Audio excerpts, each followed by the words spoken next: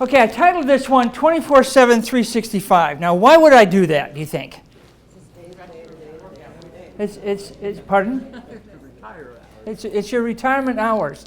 You get, how many hours do you work a year, roughly? About 2,000 hours, right? So now, in retirement, you're going to have about 2,000 hours to fill with other activities. Some kind of other activities. And you're going to, if you are in a relationship with someone and that person is also retiring, you're going to do that with that person with whom you've probably never spent that much time with, except on vacations and honeymoons, which were quite different. And you already know the buttons you push to make them crazy, and they know them for you. Now, the problem is that in that situation, you know those little characteristics, those little idiosyncratic behaviors that make them uniquely them, and they bother you a little bit maybe from time to time, but it's not major. You don't see it very often, but you're going to be with that person 24/7, 365, unless you plan differently.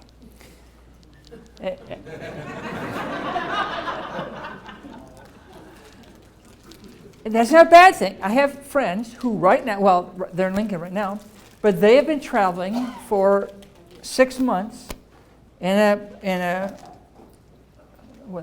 motor coach, RV type thing, and they're together all the time. I love my wife. I could not do that. In a little motor coach? That would. So the question is, are you prepared for this next step? When you consider the interesting possibilities out there. It's not all just about money. You have been hearing, and you will hear more about the money, and it's great, and it's important, critically important. But you also need to figure out, what are you going to do with all this time that you have now, or after you retire, that you didn't have before, and how do you prepare for that? Well, one thing that's important is, who are you? Now, I had a struggle with that one. I've been a mental health therapist for 35 years. And I almost didn't know who I was if I wasn't doing that. That's the way I thought. Do you know, people aren't very excited when you talk to them like a mental health therapist. It was just, someone would say, hey, I'm having a hard time, and I'd start saying, so tell me about that. That doesn't necessarily go well. Especially doesn't go well with your spouse or your children, adult children. What you do with the time that you used to work and interact with people, roughly 2,000 hours a year. Now think about that. How many of you would describe yourself as an introvert? Okay, quite a number. Now a full-blown extrovert. Okay, fewer people. Okay, somewhere in the middle. The no-noverts. They're somewhere in the middle. So here's the thing. If you're an introvert, you may think, well, it will be so nice not to have to just be exhausted every day from interacting with people. But almost everybody, has needs to be in connection with people. Now, my wife has told me, she is clearly an introvert. If we lived on a farm, which we don't, she would, and if I would buy the groceries, she would never have to leave except to visit her children or grandchildren. But she says, I know we'll never do that because you can't even make it a full weekend without going somewhere away from the house. And it has nothing to do with her. I just need to be around people, because I'm an extrovert. But what is your situation? You need to know that. How many times you need to be around people on a regular basis to feel energized? Now, for those introverts, they feel energized, generally, by being by themselves. But even that gets old after a while. You need to be around people, too. Now, if you have a large family, and I'm not from Nebraska, so in Michigan, I didn't even know anybody with large families.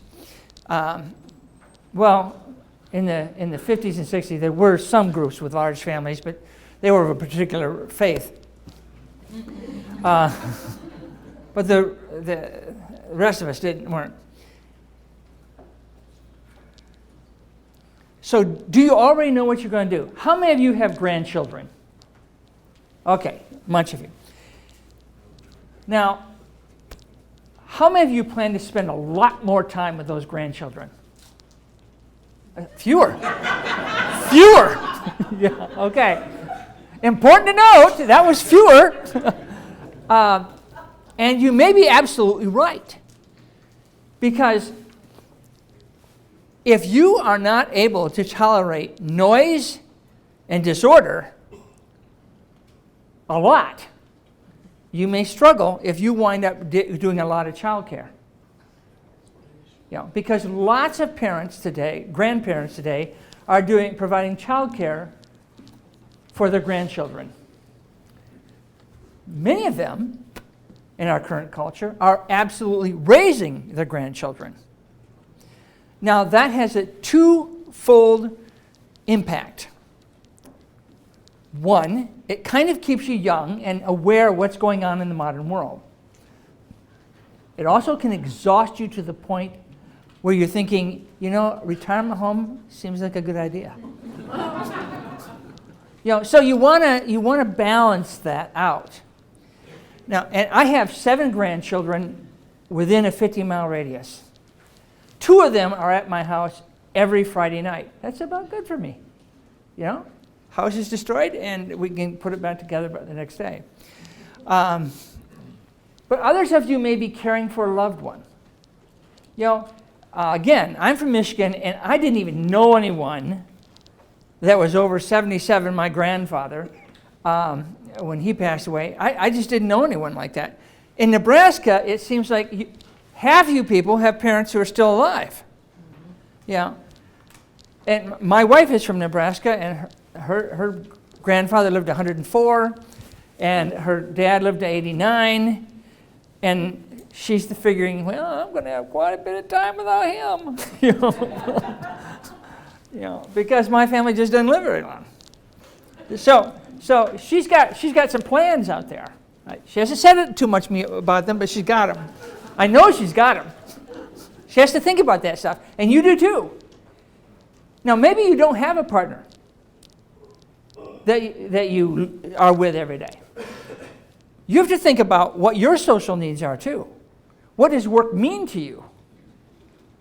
Because it's incredibly important to understand yourself so you meet your needs. We'll talk more about needs. Many of you will travel, and that's great. It's also exhausting. How many of you have done quite a bit of traveling? Okay. So you can agree, would you agree that it's also very tiring? Yes. And if you're not careful, if you travel a lot, you can certainly pick up a lot of calories because all the food looks so good. Unless you go to places in the world where it doesn't, I guess. And you probably don't go that often to those places. Now, I have had people tell me that when they retire, they plan to catch up on TV shows. I don't comprehend that personally, but for some people, that's what they do. However, I suspect that their longevity may be limited because if they don't get up and move around, that's a problem. So what will it be for you? Do you already know? How many of you have a plan? You know pretty much what you're going to do. Okay, that was like 5 people. Okay, so I'm saying right now that you guys don't have a lot of plans. Well, you need to start making them. Now, here's another question. Who are we when we're just by ourselves? What are we doing? Are we reading books? Listening to books? Watching TV? Are we working out? Are we hitting the gym? Pumping the weights and doing all that kind of stuff? Well, if that's great. Maybe you're helping other people read. You're volunteering in teaching people how to read. All kinds of volunteer work. A lot of you are caregiver types. Do you remember how to enjoy yourself? Do you remember how to play? You've been working for probably close to 50 years. Do you remember how to play anymore? My wife and I say frequently, we are the most boring people, at least to our grandchildren on the planet. Because now she does better than I do. She's an elementary school teacher, so she does better. I'm like, why would you play that game? Kind of. That doesn't seem like it'd be much fun or whatever. And I have to think about, okay, or my wife actually instructs me to think about, it's not about you. So this is about them. So it's important for you to learn how to play. Things like pickleball. Or some of you know how to play cards. I don't know how to do that, but that can be enjoyable. Like my in-laws used to play a double, what was it? Some card game. What is it? Double deck pinochle? Double deck something, but I can't remember. What did you say? Double deck pinochle. Yeah, it's one of those. I don't remember. I don't play cards. Yeah, so I'm lost. Are you going to spend a lot more? What do you do in Michigan? You don't know how to do it. There must be something in the water. You don't. I know how to fish. I know how to hunt. I know how to hike. I know how to be on water and water ski and stuff like that. That's what we did in Michigan, and then other kinds of intellectual games. Password. What about friends? It's important to continue to build friendships, because when you retire, you will lose a bunch of them because they're still working and they don't have time. If they have kids, if they're quite a bit younger and they have kids, well, you remember having kids. You worked and you desperately sought to get the kids to the different things they go to, make sure they have their homework done, make sure they're fed, and then get them into the bathtub and then into bed, and you collapse on the couch, and you're not thinking about calling up a friend, most part. You're thinking about, it's 9 o'clock. It's bedtime. Yeah, or two more loads of laundry to do. Absolutely. What about the associates? How do you stay connected with those people? It's important to think about that everyone is individual. New ideas. Get involved in doing something that forces you to think in different ways, because your brain needs that stimulation. I'll talk about that more, but that's an important piece. You got a lot of that from work. Meetings we enjoy disliking, complaining about. Do you know there are people that actually are happy when they're complaining? I mean, when you think about it, that's kind of odd, isn't it? It's counterintuitive, at least. I'm really happiest when I'm annoyed. I don't know, that seems like a mixed bag, but it is true, they do. And you know, how many people here have ever complained about all the meetings they have to attend? Nobody? That's impressive. That's impressive. Because I would have, now I don't have those. What are we going to do with our time? Why? Mood changes are normal in adjustment, because when you retire, you go through an adjustment period. We call it an adjustment disorder, mental health therapists, in the sense that you wind up having mood changes. Sometimes you're happy, sometimes you're bored, sometimes you're kind of depressive, sometimes you're irritable. Let me just check something. It seems like I thought I missed something there. Because there's a danger. If you aren't careful, you can turn into a grumpy old man or a grumpy old woman. Not a place to be. Now, some of you have already got to jump on that. Some of you do. I mean, all I need to do is call up someone that knows you really well and say, is this person ever grumpy? And almost none of them say, oh, no, they are just totally a ball of fun all the time. They're just always happy. Some of you would be, but you're a rarity. And it doesn't have to be a mental disorder to be that way. But when we go through these changes, we may feel depressed or anxious. We may blame it on other people. Do you know we project like that? When we get miserable, we say or we feel like it's his fault or her fault or their fault. We don't look at ourselves in that situation. So at the very minimum, you need to look at what you're doing, and 2, make sure if you are in a relationship that your partner understands that's normal. So they don't think, I need to whack this guy upside the head or whatever. We may not recognize that we're in an adjustment phase and it feels unpleasant and disorienting. It took me about 9 months to really recognize what I was dealing with for myself, because I figured I had it planned out. I give presentations. I'm preparing for retirement. I did all the steps. But nevertheless, I still struggled with it. And then I went to Costa Rica to learn Spanish and got a bacterial infection in my blood, and so I had to come home early. It's like, what's wrong? When we get older, we're more subject to things. We get things more easily. For me, it was eating the food. Too much of it, apparently. We may not listen to our loved ones when they tell us we've changed and not for the better. We need to hear them. What does that mean? Because what do we normally do when a friend or a significant other says that about us? You've changed and not for the better. Do we go, oh, let me see, what would that be? Or do we go, I have not? Yeah. Who's changed is you. You don't listen as well as you used to. You're not as caring as you used to be. None of that. That's projection.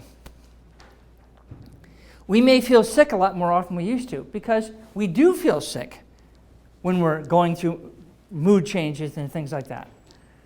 Because we feel like a little depressive, not clinical depression, but down. And so we don't have any energy. So we feel like, what's the matter with us? Well, no one's making you go to work anymore. The clock doesn't ring and you have to jump out of bed. Well, okay.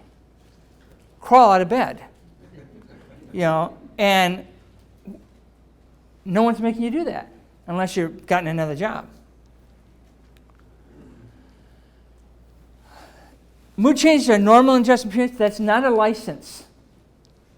In other words, that doesn't mean you get to be a completely difficult person yelling at everyone and say, well, I'm going through an adjustment. Because they'll be thinking of adjustments they'd like to make. But think of behavior changes are normal for a period of time, say 6 months to a year, for you to really make an adjustment and really come to terms with who you are then. We can reduce the impact. How? The 5 foundations of success: physical fitness and good nutrition, spirituality, that is things that give us meaning and purpose, intellectual stimulation, socialization, and volition, willpower. Physical fitness and good nutrition. When you're retired, you have no excuses anymore. There's nothing to say you can't go to the gym. There's nothing to say you can't take a nice long walk or a bicycle ride or lift weights or do the whole thing in your own house. You have no more excuses. You don't have to be anywhere. You just have to do it. You have to eat the right foods. There's no fast food need anymore. You don't have to be anywhere necessarily. Mickey D's is not your first stop. French fries are not good, no matter how good they are. Now, I'll bet there are people here who've had the French fries at Hopcat, right? They're evil. They're very good, but they are evil. So it's important to recognize that we often have made excuses our whole lives about physical fitness and good nutrition. But now we don't really have the excuses. I've got to get there. I've got to get back. I've got to do this. I've got to do that. We don't really have that anymore. We can do the things we need to do for ourselves, and we will feel better. It will reduce the impact of the mood swings. Spirituality, meaning, purpose. Most of us who've worked at the university have derived a sense of meaning and purpose from our jobs. We are impacting the future of this state, nation, and world by, whether directly or indirectly, working with students and seeing young people improve. Now, I know you walk across campus from time to time and go, so this is the future? Okay, that's a little scary. But they grow up because guess what? Back in the distant past, when we were walking across high school and college campuses, the people then thought, so this is the future? You know, and for those of us that grew up in Michigan, there may have been rioting and all kinds of things. And that was scary for them. So when you think about the meaning and purpose that you derive from the university, what are you going to supplant that with? What are you going to fill that need with? Because you're going to need it. You're going to have something that gives you a sense of why you're here, why it benefits you to be here. You can join community organizations like those listed there. You can do gardening, giving the produce away. Of course, you got don't plant too much zucchini because you can't give it away. Drop it down. What's that? Drop it dash. Drop it on somebody's door and dash. Oh yeah. Well, I had a neighbor who had laid out her spaghetti squash on the sidewalk and said, I went by, what is this? She go, please take one. Or two. You know, I didn't know her. I just moved there. It's important to keep learning. We can't ever stop there. We don't ever have enough. Our brain needs that stimulation. You don't want to develop a dementia disorder. You can reduce that. What's the biggest thing? How many of you, most of you probably know, what's the most important thing you can do to reduce the risk of ever getting a dementia disorder? Anybody? Use your brain. Brain active. Actually, physical fitness is the most important. The next one is brain activity. You know, like learning a new language, learning an instrument, learning to read music. Anything like that where it really causes new neural pathways to develop. Because even if you develop a dementia disorder, if your brain has developed all these new neural pathways, even if you have the neurofibrillary tangle that is, we think of it for Alzheimer's or any of the other dementia disorders, it just goes around it. So we may manifest no symptoms, even though we may have the disease. So it's important to keep stimulating your brain. I'm trying to learn guitar. The dog no longer leaves the room. He used to. I mean, that's tough, isn't it? Like, the dog gets up and walks out of the room when you pick up the guitar. That's kind of critical. Next week I'm going to an immersion course in Spanish, and trying to learn it, become fluent in it. I'm a long ways from that. Maybe you want to start a new career. Maybe you want to open a new business, something that's always interested you. That's great because you have to learn so many new skills. It's really great for the brain. So that's another thing you can do. Or you can go back to school because here you may have to pay lab fees and books, but the tuition is free once you've retired from here. You can go back to school.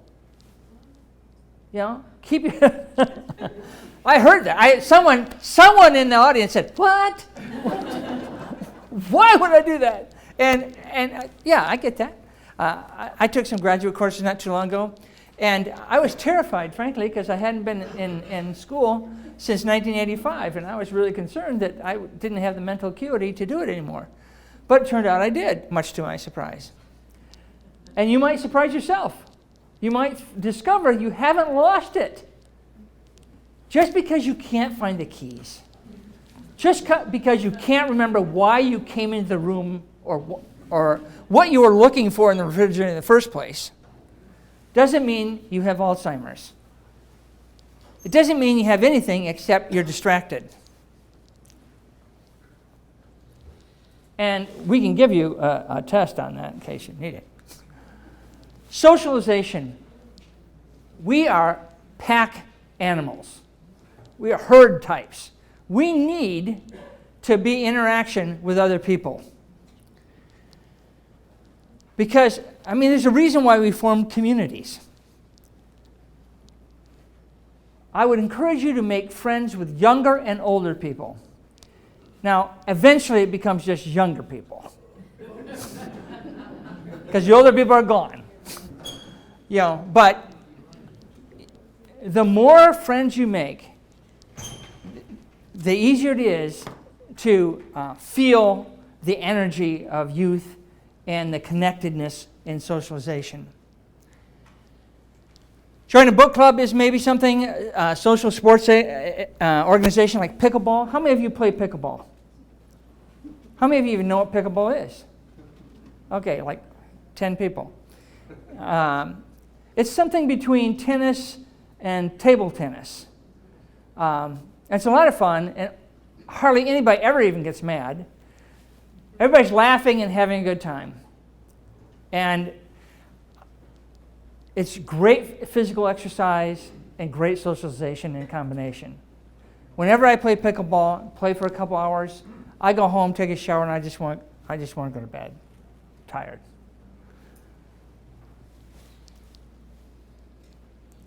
Get involved in things you didn't do. Like later on, you'll hear about Ollie. I'm sure you probably already know about it, but Ollie is a great place to get mentally stimulated for socialization, all those kinds of things. There's lots of things to do. They have ukulele groups.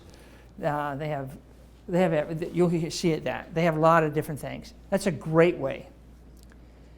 Volition. Finally, you have the ability to exert your will about what you're going to do. Remember, you have a lot of individual time? You now have time to decide what that's going to be. Now, I acknowledge that if you're in a relationship, that it's possible that you won't be able to do that 24/7, 365, reasonably. But you get to do a lot of the things that you've never gotten around to. Maybe you've always been interested in doing woodworking or art, some other kind of art. Or maybe you've wanted to get into some other kind of sport that is fairly exotic. Or you've wanted to travel someplace that you've never, and your significant other may not want to go with you. You find friends and you go. I'm planning on taking a trip to Seattle on my motorcycle. Now, I told my son that, and he said, you're not doing that. You're way too old for that. And I was like, really? You're going to tell me what I can do and can't do? I have my volition. I will do what I want to do. Many more things are your choice of will. You can do what you want to do at this phase in your life, for the most part. You can't stop paying the federal government. Okay. You can. It's a choice. But, then your volition may be really limited over time. You may lose that whole thing. Understand that you need to make time for yourself. Design time for a significant other, because if you have one. Because the fact is, if you don't do it, you'll just fill your days up with everything else. Other demands. If you own a pickup, your grandchildren and children will be asking you, friends, you'll be moving people. You'll be two old people in a truck. Keeps you fit. That can keep you. Also can give you back injuries if you don't lift correctly and all this kind of stuff. Your knees may not like it. So figure out what you're going to do. Make time for yourself alone. Design time to spend with your partner or friend or whatever. For old and new friends. These are your hours. Enjoy them. Where are we on time? I didn't look. She's not paying attention. Okay. Laugh, love, enjoy, and create, work in new ways. Discover new things. If you're out with the grandkids, try to see the world from their eyes. You know, I was talking with a young woman who is, I think she's 21 years old. And she said to me, "What year were you born?" I said, 1952. She goes, "Who was president?" I said, "Well, at that point," it says born in January, it's Truman. Truman? I said, "Yeah, he came right after Roosevelt." Teddy? It's like so much for the public education. No, that was 1903. This was much later than that. But so you can educate the younger people, the younger generation about things like that. But then she said, "That's 12 presidents." Yeah. You live long. She goes, "I've hardly been around for many at all." Well, there is a difference. I'm the age of your grandfather. You don't have to make a plan, but it is likely to get you where you want to go if you have a map. If you just set out in your car, or you just set out walking, have no plan to where you're going to go, and just walk and walk and walk, who will you look like? Remember the box of chocolates guy?